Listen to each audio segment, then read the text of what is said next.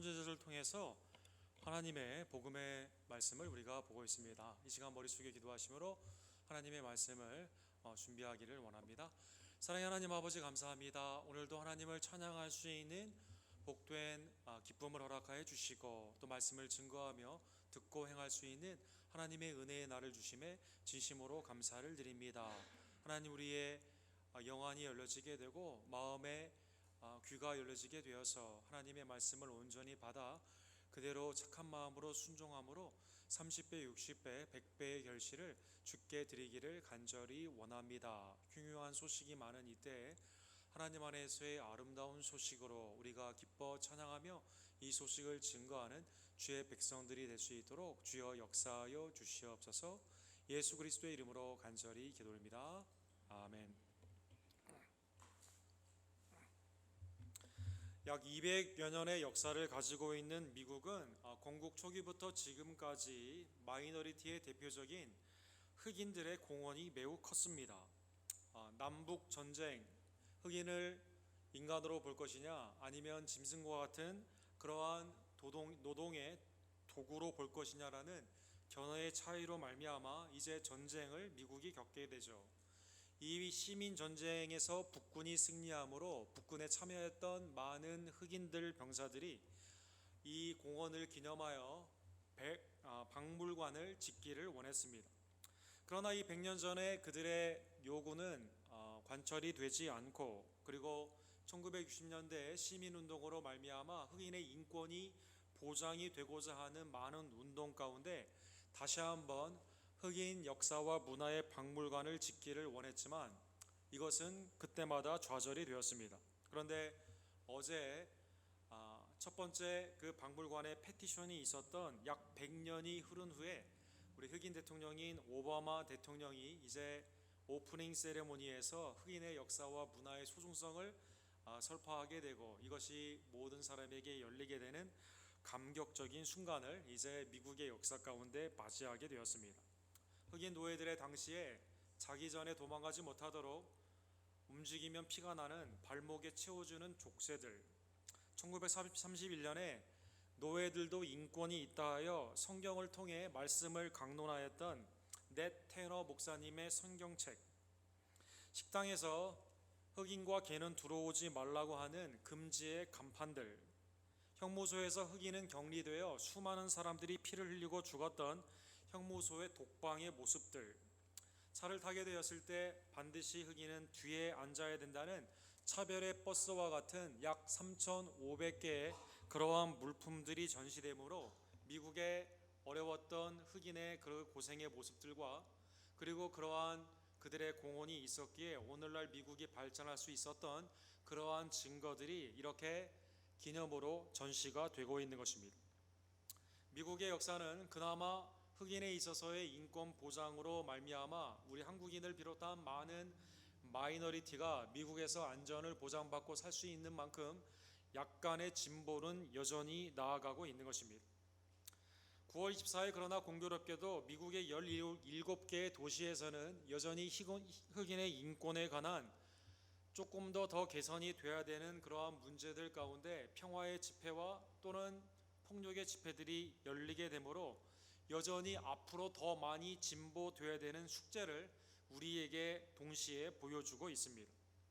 오늘 본문에 보게 되면 인류의 역사뿐만 아니라 또 미국의 역사뿐만 아니라 신앙의 역사 가운데 과연 인간은 조금 더 하나님의 형상과 모양으로 그 은혜 가운데 진보되고 있는가라는 질문을 우리에게 던지고 있습니다.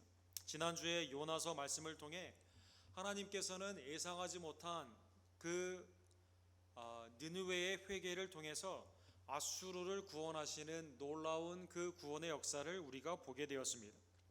BC 793년에서 753년에 쓰여진 요나의 시대의 배경을 보게 되면 여로보암 왕 때 이 하나님의 말씀이 불순종하던 요나를 통해 느느웨가 40일 후에 멸망하게 된다라는 메시지를 받게 되었을 때 3장 5절과 10절에 보게 되면 느느웨 사람들이 하나님을 믿고 금식을 선포하고 높고 낮은 자를 막론하고 굵은 배를 입은지라, 구원의 회개와 하나님을 믿게 되는 신앙 가운데 그들이 하나님께로 온전히 돌아오게 된 것입니다. 하나님이 그들이 행한 것 곧 그 악한 길에서 돌이켜 떠난 것을 보시고 하나님이 뜻을 돌이켜 그들에게 내리리라고 말씀하신 재앙을 내리지 아니하시니라. 40일 후에 멸망한다고 하는 이 재앙의 그 선포 앞에 회개하고 돌아오던 자들을 하나님은 재앙을 내리지 않고 구원을 하여 주시게 된 것입니다. 아수르는 오히려 나중에 북이스라엘을 심판하는 하나님의 도구로 쓰임을 받게 됩니다. 북이스라엘 20여 명의 왕이 있었지만 하나같이 다 하나님을 경외하지 아니하며 우상으로 섬겼던 그들에게 하나님은 이 회개한 아수르로 말미암아 이스라엘을 멸망시키게 되는 것이죠. 사르곤 왕이라고 불리우는 반신반인이라고 불리우는 아수르의 신으로 묘사되는 오늘날의 많은 작품들이 남겨져 있는데 이 사람을 통해서 북이스라엘이 멸망이 하게 되는 것입니다. 열왕기하 17장 23절에 보면 여호와께서 그의 종 모든 선지자를 통하여 하신 말씀대로 드디어 이스라엘을 그 앞에서 내쫓으신지라. 이스라엘이 고향에서 아수르에 사로잡혀 가서 오늘까지 이르렀도다. 하나님께 돌아오기를 싫어하던 북이스라엘은 하나님께 돌아온 아수르로 말미암아 멸망을 하게 된 것입니다. 그 후로 아수르는 어떻게 되었을까요? 그 후로 느느웨는 여전히 회개와 믿음 가운데 하나님을 경배하는 나라로 되었을까요? 오늘 본문은 요나의 시대를 지나 나훔, 위로로 불리우는 선지자의 말씀으로 되어 있습니다. 요나 이후에 시간이 여러 세대가 거친 약 150년이 지나게 된 것입니다. 나훔 1장에 보게 되면 다시 역사가 진보하지 못하고 거꾸로 돌아온 것을 볼 수가 있습니다. 느느웨에 대한 경고, 하나님의 오라클의 그 말씀이 엘고스 사람, 갈릴리 사람 나훔으로 말미암아 여호와는 질투하시며 보복하신 하나님으로 나타나신 것입니다. 자비와 긍휼 가운데 오래 참음으로 회개하던 이 느느웨를 용서하였던 하나님께서 지금은 보복과 심판 가운데 질투하시며 다시 경고하고 계신다는 것입니다.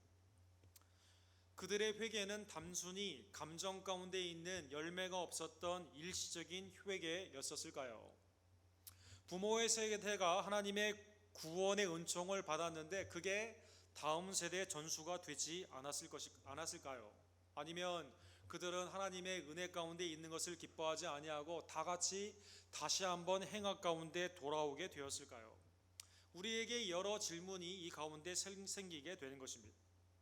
왜 하나님의 은혜를 잊어버리고 아수르가 다시 행악으로 갔느냐, 다시 심판을 받으려고 자처했는가라는 그 질문은 오늘날의 교회의 흥망성쇠와 나라들의 흥망성쇠, 개인의 신앙의 올라감과 내려감의 그 질문을 우리에게 동시에 하고 있는 것입니다. 아수르는 나훔 3장에 나와 있는 것처럼 그 죄가 한두 가지가 아닙니다. 화 있을진저 피의 성이여 그 안에는 거짓이 가득하고 포악이 가득하며 탈취가 떠나지 아니하도다. 가득하다는 뜻의 신학의 용어는 충만하다는 뜻입니다. 무엇이 충만했습니까? 피가 충만했습니다. 거짓이 충만했습니다. 포악이 충만하며 탈취가 충만했다는 것입니다. 3절에 보면 충돌하는 기병, 번쩍거리는 칼, 번개 같은 창, 죽임당한 자의 때, 주검의 큰 무더기, 무수한 시체여. 또 그들은 마술을 행합니다. 그 외모가 뛰어난 음녀들을 통해 수많은 사람들을 음행으로 이끌게 됩니다. 이러한 수많은 죄 가운데 이제 부모의 세대, 그 조상의 세대에 하나님의 은혜를 경험했던 이 나라가 하나님의 진노의 심판을 기다리고 있는 것입니다. 조병호 목사님의 성경의 5대 제국에 보게 되면 아수르, 바빌론, 페르시아, 헬라, 로마가 성경의 제국으로 이제 표현이 되어 있죠. 엠파이어, 제국이 되기 위해서는 자기의 컨티넨트, 대륙뿐만 아니라 다른 대륙까지 지배를 해야만 된다고 합니다. 그러한 의미에서 아수르는 성경에 나타나 있는 아시아 그리고 유럽의 일부, 아프리카의 일부까지 지배를 할 만큼 그러한 큰 제국의 첫 번째 모습으로 나타나고 있는 것입니다. 이 나라의 특징은 특별한 농업이나 상업이나 문화의 기반이 없다는 것입니다. 무엇이 풍성한 것이 있다던가 다른 사람을 압도할 수 있는 어떠한 뛰어난 것이 있어야 되는데요. 그것이 없었다는 것입니다. 이들에게 뛰어난 것은 무엇일까요? 주먹이 셌다는 것입니다. 그래서 아수르를 당시 세계의 깡패라고 별명으로 붙여주게 된 것입니다. 오직 학정과 폭력으로 말미암아 주변의 나라를 침입하게 됩니다. 이민족과 저민족을 강제 결혼을 시켜 섞어버립니다. 식민지에서 자원과 여자들을 데려와 큰 성 느느웨를 짓고 현란하고 음란한 그러한 문화를 세우게 된 것입니다. 당시 속담에 의하면 느느웨는 금을 돌같이 썼다라는 속담이 있을 만큼 외국에서 조달한 그러한 수많은 전리품이 넘치는 그러한 나라였다는 것입니다. 하나님의 은혜를 잊어버리고 자기의 폭력을 믿고 자기가 영원히 살 것인 양 수많은 사람들을 학정하는 모습 가운데 요나의 때와는 달리 몇 세대가 지난 나훔의 때의 아수르는 이제 하나님의 심판을, 임박한 그 심판을 기다리고 있는 것입니다. 아무리 자기가 강하다 하더라도 개인이거나 가정이거나 기업이거나 나라던가 그것은 영원할 수가 없습니다. 폴 케네디는 강대국의 흥망성쇠 Rise and Fall of Great Power라는 책을 통해 신학교 교회사에도 필수로 읽어야 되는 책인데요. 여기에 보게 되면 개인, 기업, 그리고 나라는 다음과 같은 사이클에 의해서 움직인다라고 표현하고 있습니다. 세계사를 표현하고 있지만 사실은 이것은 성경에 나타나 있는 진리의 재확인이 되는 것입니다. 이 동그라미의 표를 보게 되면 캡션에 제가 번역을 하게 되면 강대국은 풍요 가운데 바로 나타나는 현상이 교만의 현상이다라는 것입니다.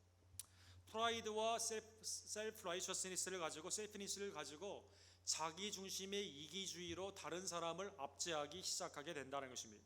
자기가 가지고 있는 이 풍요가 영원할 거라고 하는 안일한 생각을 가지게 되죠. 그리고 다른 사람을 밑으로 굴리게 되는 압제를 행하게 되는 것입니다. 이게 영원하면 얼마나 좋겠습니까? 그러나 또 다른 강대국이 역사 가운데 또 다른 기업이 아니면 나의 삶을 위협하는 일들이 일어나게 되는 것입니다. 그래서 그 영화는 수치로 변하게 됩니다. 땅에 떨어져 있는 휴밀리티, 압제 가운데 자기가 오히려 땅에 떨어지게 되었을 때야 비로소 스피리추얼 페이트, 하나님을 찾게 되는 믿음 가운데 다시 하나님을 온전히 바라보게 된다는 것입니다. 하나님은 용서하시고 새 힘을 주시며 그들에게 이제 용기와 자유를 허락하여 주시게 되죠. 그런데 이것이 계속 그대로 가면 좋은데 반복이 되는 것이 역사의 모습이다라는 것입니다. 오늘 본문에 보면 그들이 비록 강하고 많을지라도 군사가 얼마나 많았습니까? 금이 얼마나 많았습니까? 가지고 있었던 수많은 무기들이 얼마나 많았습니까? 그러나 하나님 앞에는 다 소용이 없다라는 것입니다. 하나님 앞에 범죄한 인생, 가정, 기업, 나라는 반드시 하나님의 심판대에 멸절하게 된다라는 것입니다. 반드시 멸절을 당하리니 그가 없어지리라. 내가 전에는 너를 괴롭혔으나 다시는 너를 괴롭히지 아니할 것이니라. 애니힐레이션, 완전히 없어지게 되게 된다라는 것입니다. 그래서 오늘 본문에는 그들이 그 타는 그러한 가시덩불과 같다라는 것입니다. 그들이 아무런 힘을 내지 못하고 다시는 너에게 괴롭히지 못한다는 것입니다. 왜요?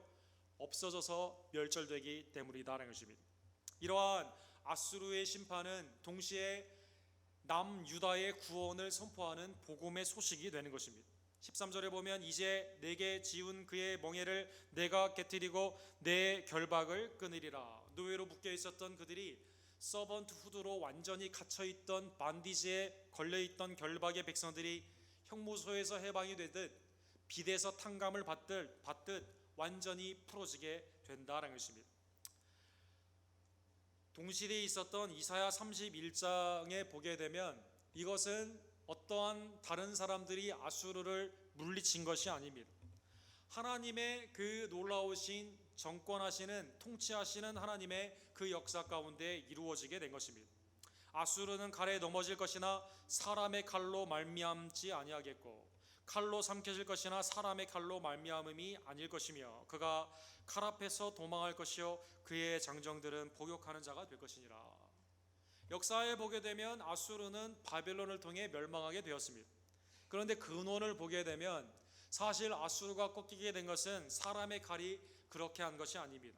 열왕기하 19장 35절에 나와 있는 것처럼 히스기야 시대에 여호와의 사자가 그들을 죽임으로 말미암아 무려 18만 5천 명이 하룻밤의 죽음으로 말미암아 피난 갔던 그 왕도 나중에 어세시네이션을 당하게 되고 그 나라가 그로 말미암아 멸망을 하게 되었다는 것입니다. 인간의 칼로 멸망하는 것이 아니라 칼로 세상을 다스리려고 하는 자, 베드로에게 예수님이 주신 말씀처럼 칼로 망하게 되는데 사람의 칼뿐만 아니라 하나님의 그 칼로 망하게 되는 것입니다. 사랑하는 성도 여러분, 그러면 이러한 개인과 기업과 사회 모든 이 나라의 흥망성쇠를 주관하시는 하나님 앞에, 하나님은 죄인은 심판하시고 의인은 구원하시는 그 하나님 앞에 의인이 아닌 죄인인 여러분과 저는 어떻게 구원을 받을 수 있을까요? 첫 번째로 하나님의 구원은 누구에게 이루어지는가? 자기의 의 가운데, 자기가 믿고 있는 군사력을 의지하는 사람들 가운데, 돈과 명예를 원하는 자에게 이루어지는 것이 아니라 이 심판의 날에 하나님을 의지하며 죽게 피하는 자에게 임한다는 것입니다. 7절과 8절에 이 복음의 소식이 나타나 있습니다. 우리 다 같이 읽도록 하겠습니다. 여호와는 선하시며 환난 날에 산성이시라. 그는 자기에게 피하는 자들을 아시느니라. 그가 범람하는 불로 그것을 진멸하시고 자기 대적을 흑암으로 쫓아내리라. 가시덤불과 같이 마른 지푸라기와 같이 아수르도 멸망하고 남유다가 혹시 도움을 줄까 하는 애굽도 멸망하게 되고 또 그들이 그토록 원했던 우상, 금과 은이 필요가 없어지게 되는 멸절을 하는 그때 누가 하나님 앞에 구원을 받게 될까요? 그것은 하나님의 선하심을 믿으며 환난 날에 하나님께 피하는 그 자가 하나님의 구원함을 입게 되는 것입니다. 다윗은 왕이었지만 이것을 깨달았습니다. 시편 31편 19절에 보면 주를 두려워하는 자를 위하여 쌓아두신 은혜, 곧 죽게 피하는 자를 위하여 인생 앞에 베푸신 은혜가 어찌 큰지요. 다윗은 어떠한 골리앗과 같은 그러한 사람도 두려워하지 않습니다. 다윗이 두려워한 자, 경외한 자는 하나님밖에 없었다는 것입니다. 하나님을 두려워하며 하나님께 피하는 자에게 하나님이 무엇을 쌓아두시고 기다린다고 했습니까? 은혜를 쌓아두고 기다리고 계신다는 것입니다. 하나님 앞에 내가 있는 것을 드러내고 다른 것을 의지하며 수많은 우상을 쫓는 것 가운데 죽게 나아가는 자가 아닌 하나님만이 나의 산성이 되시며 환난 날에 도움이 되시는 분임을 깨닫고 죽게 피하는 자에게 하나님은 구원을 허락하여 주신다는 것입니다. 그렇기 때문에 두 번째로 하나님의 구원의 그 과정은 인간의 편에 있어서는 나의 모든 것들을 버리는 모습으로 나타나게 됩니다. 14절에 보면 그때 나 여호와가 내게 대하여 명령하였나니 내 이름이 다시는 전파되지 않을 것이라. 내가 내 신들의 집에서 새긴 우상과 부은 우상을 멸절하며 내 무덤을 준비하리니 이는 내 쓸모가 없게 되었으므라. 아수르가 섬기던 신도 멸절하게 됩니다. 그들이 믿고 있었던 자기의 이름도 다 소용이 없게 된다는 것입니다. 여러분, 인간은 자기의 이름을 내세우기 위해서 무엇을 세웠죠? 바벨탑을 세웠습니다. 자기의 의의를 내세우기 위해, 자기의 영광을 내세우기 위해 수많은 사람들을 밟고 올라가게 되는 꼭대기로 한 사람만 올라갈 수 있는 그러한 바벨탑을 세웠다는 것입니다. 하나님은 자기의 의 가운데 우상을 여전히 움켜쥐고 나오는 자를 구원하지 않으십니다. 하나님의 공의 앞에 내가 죄인임을 깨닫고 나의 의는 걸레와 같이 더러운 것임을 깨달으며 그것을 버리고 주님의 의로우심을 인정하며 나오는 자에게 하나님이 구원하여 주시는 것입니다. 내가 가지고 있는 우상, 나의 정욕, 내 안목의 정욕, 육신의 정욕, 이생의 자랑을 다 가지고 그 위에 더 그것을 프로모션 해달라고 하는 우상을 가지고 나오는 자에게 하나님은 구원하시는 것이 아닌 우상이 필요가 없구나라는 생각 가운데 그것을 버리고 주님 앞에 나오는 자를 주님은 구원하여 주신다는 것입니다. 신약의 데살로니가 교회를 향해 바울 사도는 1장 9절에 이렇게 말씀하십니다. 우리가 어떻게 너희 가운데 들어갔는지와 너희가 어떻게 우상을 버리고 하나님께 돌아와서 살아계시고 역사하시는 참되신 하나님을 섬기는 자가 되었는지 너희는 증거하라라고 말하여 주시는 것입니다.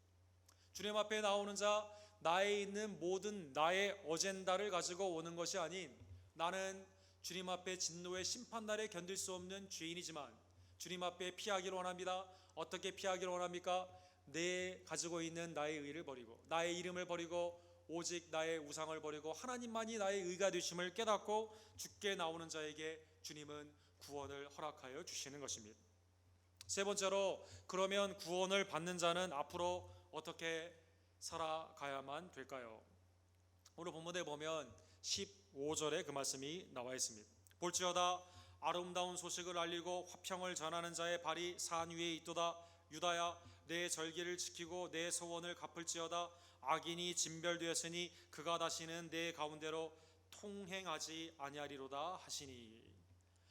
하나님의 긍휼의 은혜, 하나님께 환난 날에 피하는 자, 우상을 버리고 자기의 의를 버리고 돌아오는 자는 오늘 본문에 보면 하나님의 아름다운 소식, 하나님의 통치하심, 구원하심의 그 소식을 받아들이는 자입니다. 그러기에 말씀을 청종하는 자들이다라는 것입니다.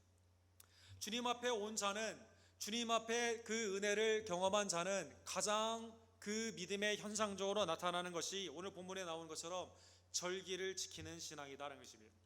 구약에 보게 되면 절기를 지키라라는 명령이 28번 정도 나옵니다. 절기를 지킨다는 것은 주님 앞에 나와 예배한다는 뜻입니다. 구원과 심판의 그 하나님 앞에, 주님 앞에 기뻐하며 주님의 그 구원의 은총을 높여드리는 두렵고 떨림으로 하나님 앞에 주님이 없이면 나는 살 수 없다라는 그 믿음의 고백을 하는 예배의 모습인 것입니다. 본문에 보면 또한 서원을 지키는 것입니다.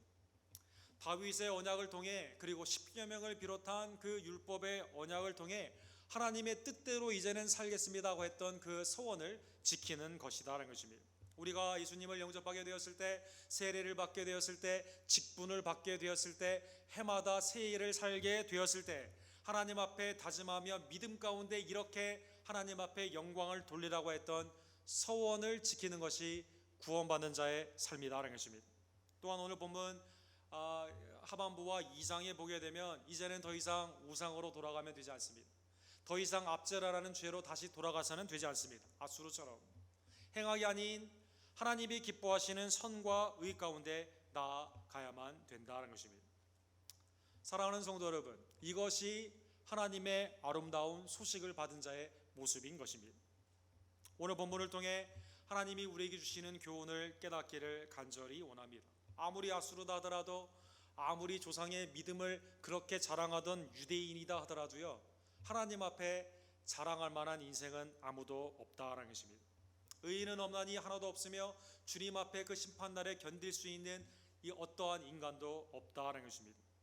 나중에 아수르는 바빌론에게 멸망을 당하게 되고, 바빌론도 하나님의 잠깐 그 종으로 쓰임을 받았지만 느부갈네살 왕이 어떻게 합니까? 자기의 권력을 자랑하게 되었을 때 짐승처럼 변하여 심판을 받게 되죠. 그의 아들인 벨사살이라는 왕이 있습니다. 벨사살이라는 왕은 어떻게 합니까? 성전에 있었던 그 성전의 기구, 하나님 앞에 예배하는 기구를 가져다가 술을 거기에 따르게 되죠. 1000명 이상 다 불러가지고요, 성전의 기구에 술을 마시며 흥청망청 행악을 하고 있을 그때 손이 나타나 글이 쓰게 되어입니다. 메네메네 데겔 우르바신이라는 그 글이 나타나게 되는 것입니다. 이 글을 보게 되니까 그가 다리가 떨렸다라고 나와 있습니다. 아무도 해석을 못합니다. 다니엘을 불러서 도대체 이게 무슨 말이냐라고 말을 물어보게 됩니다. 다니엘이 이렇게 말을 합니다. 벨사살 왕이여, 왕은 그의 아들이 되어서 이것을 다 알고도 아직도 마음을 낮추지 아니하고 도리어 자신을 하늘의 주제보다 높이며 그의 성전 그릇을 왕 앞에 가져다가 왕과 귀족들과 왕후들과 후궁들이 다 그것으로 술을 마시고, 왕이 또 보지도 듣지도 알지도 못하는 금, 은, 구리, 쇠와 나무, 돌로 만든 신상을 찬양하고 도리어 왕의 호흡을 주장하시고 왕의 모든 길을 작정하시는 하나님께 영광을 돌리지 않아 이렇게 되었다는 것입니다. 매내 하나님은 그의 생애를 세어보고 계십니다. 잠깐 있다 사라지는 안개와 같은 인생임을 하나님은 그에게 알려주시는 것입니다. 대개 저울에 달아오니까요, 하나님의 영광의 무게에 미치지 못하는 부족한 인생이었습니다. 우바르신 그의 나라는 그 다음 나라인 페르시아에게 망하여 나뉘어지게 되었다는 것입니다. 그리고 그날 하나님이 그의 생명을 불러가게 되는 것입니다. 사랑하는 성도 여러분, 아무리 아수르다 하더라도, 아무리 느부갈네살이라 하더라도, 벨사살 왕이라 하더라도, 아무리 돈을 많이 가지고 있고 권력과 명예를 가지고 있는 인생이다 하더라도, 우리의 인생은 우리의 호흡에 달려있게 되며 하나님을 경외하지 않고 영광을 누리지 않는 인생은 다 주님의 심판의 대상이 될 뿐이다라는 것입니다.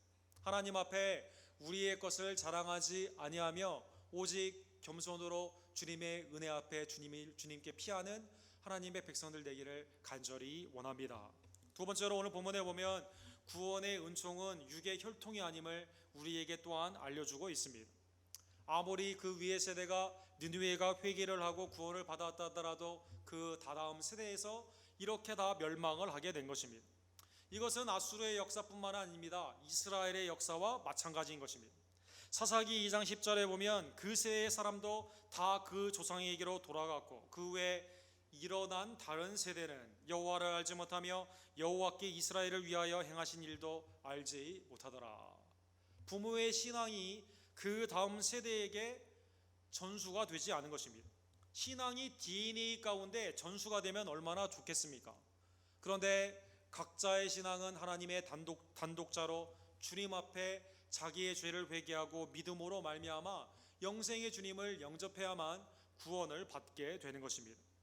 영접하는 자 곧 그 이름을 믿는 자에게 하나님의 자녀가 되는 그 권세는 혈통으로나 육적으로나 사람의 뜻으로 되지 아니하며 오직 하나님으로부터 난 자에게 허락하시는 것이다라는 것입니다.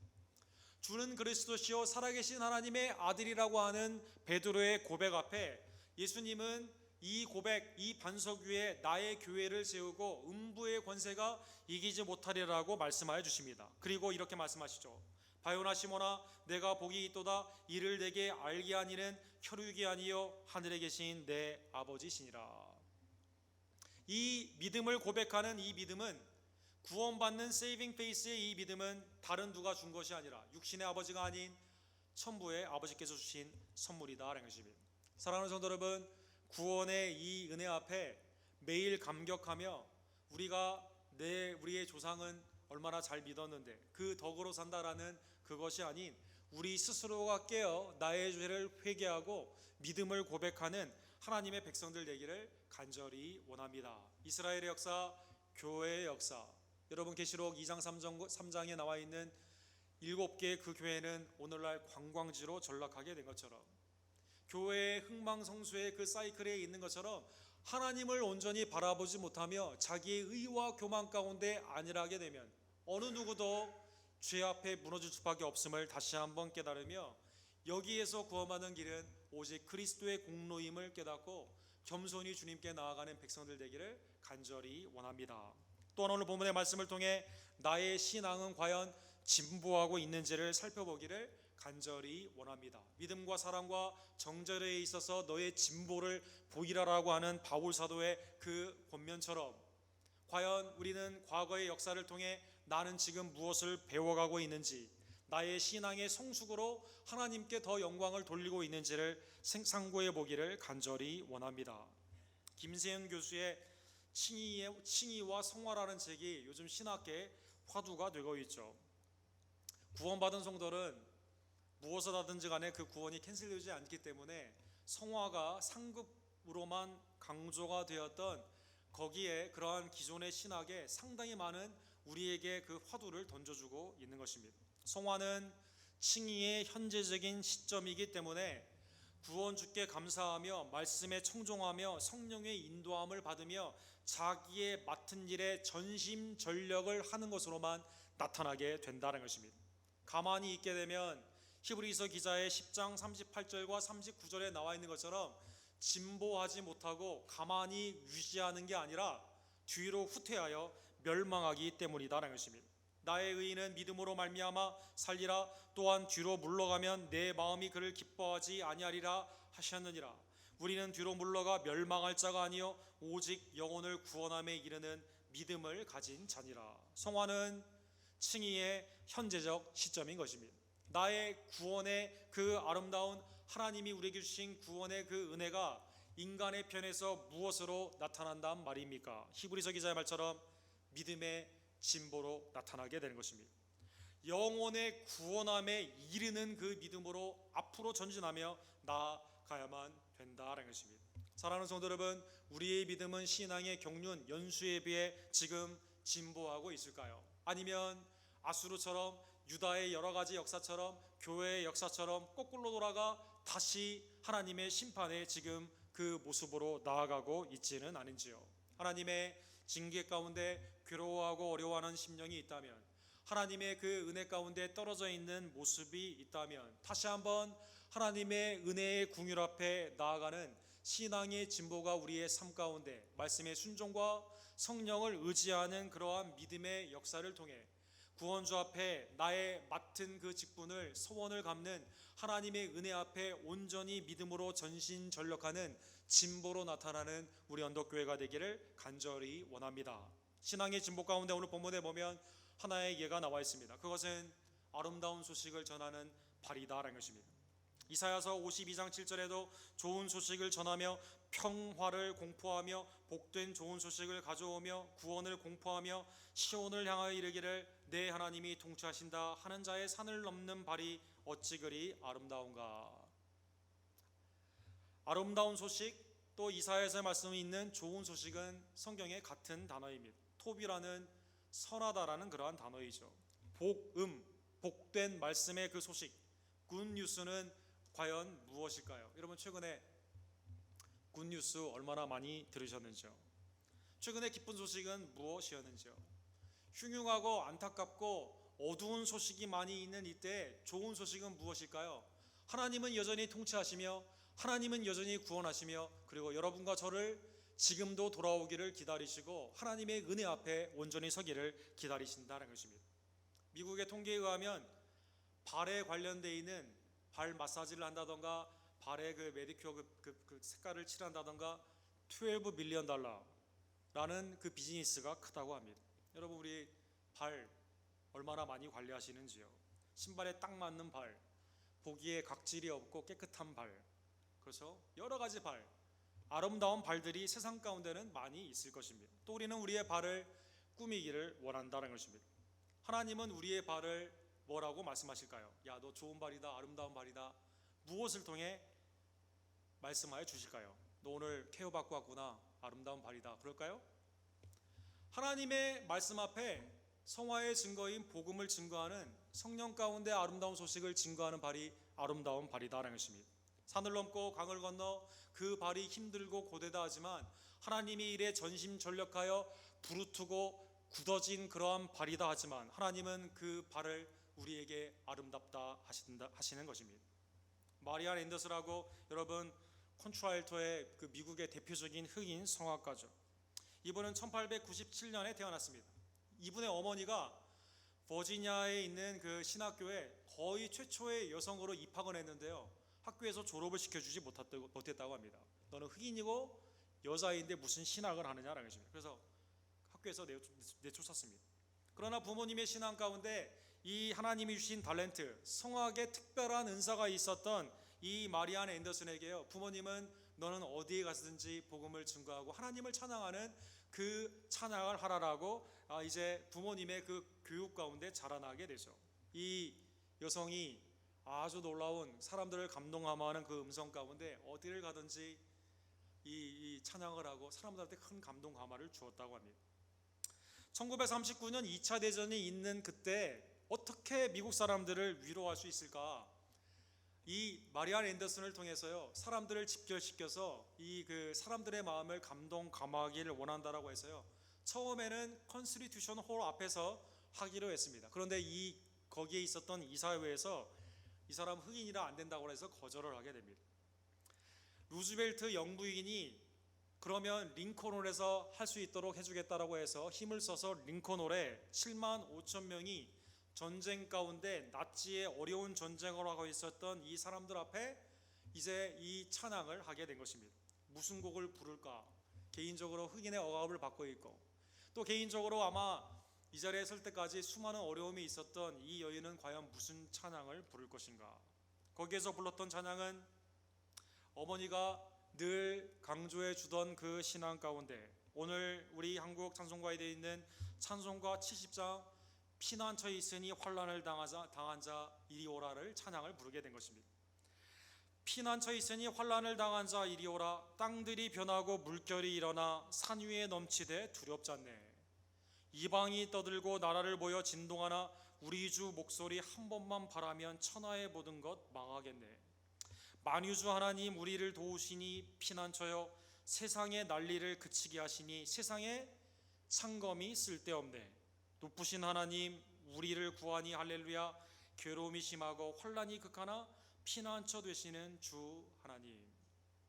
수많은 거기에 있는 신문의 내용들이 이 마리아 앤더슨의 전에 듣지 못한 그 음성을 찬양하는 기사로 가득 차게 되었습니다. 왜 그랬을까요? 하나님께 영광을 돌리는 오직 피난처가 되시는 미국이 국방력 경제력을 가지고 교만으로 나아가는 것이 아니라 하나님께 의지하기를 원하는 그 찬양의 내용 가운데 7만 5천 명의 수많은 방송에 들었던 수많은 사람들이 감동 감화를 받게 된 것입니다. 사랑하는 성도 여러분, 흉흉한 소식이 많이 있는 이때 우리는 죄인이기에 부모의 오히려 죄를 답습하게 되고 부모의 신앙은 잘 담지 못하는 이러한 시기에 우리의 신앙이 다음 세대에 잘 전달이 되지 않고 점점점 미국이 다른 하나님이 아닌 다른 우상으로 섬기는 나라가 되어가고 있는 이때 우리의 심령조차도 세상의 물결 앞에 온전히 서지 못하고 세상 것을 의지하고자 하는 그러한 미혹이 많은 이때 오늘 본문의 말씀을 다시 한번 기억하며 오직 피난처가 되시는 분은 나를 위해 죽으시고 부활하신 그리스도임을 온전히 믿고 이제는 그의 앞에 회개하고 돌아오며 그의 앞에 서원한 모든 것들을 지키며 이 귀한 아름답고 귀한 소식을 증거하는 귀한 발들이 되기를 아름다운 발들이 되기를 주님 이름으로 간절히 축원합니다. 사랑의 하나님 아버지 감사합니다. 하나님 오늘 말씀을 통해 인류의 역사 또 세상의 역사 기업과 개인의 역사가 아수르의 모습인 것을 다시 한번 깨닫게 해주심에 진심으로 감사를 드립니다. 하나님 우리가 하나님 앞에 겸손하지 못하며 하나님이 아닌 다른 것을 의지하며 나의 의를 드러낼 때도 있고 또 그 가운데 안일하여져서 교만하여 하나님이 보이지 않고 사람이 보이지 않을 때가 얼마나 많이 있던지요. 인생의 낭패를 당한 후에야 땅 밑으로 떨어졌을 때야 그때야 하나님을 찾는 우매한 인생은 아닌지요. 하나님 환난날의 피난처가 되시며 우리를 지금도 은혜를 쌓아두시고 돌아오기를 기다리고 계시는 하나님 앞에 겸손과 온유로 전심으로 돌아오기를 간절히 원합니다. 구원의 은총이 우리에 있는 우상을 버리는 것임을 다시 한번 깨달으며 이제 주님 앞에 신령과 진정으로 예비하고 주님께 약속한 서원의 내용들을 갚으며 그리고 이 복음을 증거하는 세상에서 가장 하나님 보시기에 아름다운 발들이 될 수 있도록 주님 우리 언덕교회 모든 성도님들을 축복하여 주시옵소서. 예수 그리스도의 이름으로 간절히 기도드립니다. 아멘.